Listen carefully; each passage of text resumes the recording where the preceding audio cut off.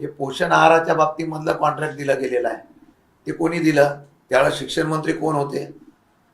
ते दीपक केसरकर होते का कोण होते? ते त्यांनी खुलासा करणं गरजेचं आहे ना. बंधुबाबा खरातच्या प्रकरणामध्ये दीपक केसरकर यांनी एक दावा केलेला होता की जवळपास माझ्यावरतीच का आरोप लावले जातात आहेत, तर माझ्या सकट जवळपास 39 आमदारांनी या बंधुबाबाच्या खरं तर भेटीगाठी घेतलेल्या आहेत, त्यामुळे मलाच कुठेतरी या सगळ्या प्रकरणात अडकवलं जातं असं त्यांनी वक्तव्य केल्यानंतर अनेक आमदारांची नाराजी जी आहे ती त्यांच्यावरती पाहायला मिळते शिवसेनेत. दीपक केसरकरांनी ती नावं जाहीर करावी आणि एवढंच नव्हे, अनेक आमदारांच्या बाबतीमध्ये त्यांनी वक्तव्य जरी केलं तर त्यांना अडकवतं कोण हे तरी त्यांनी जाहीर करावं ना.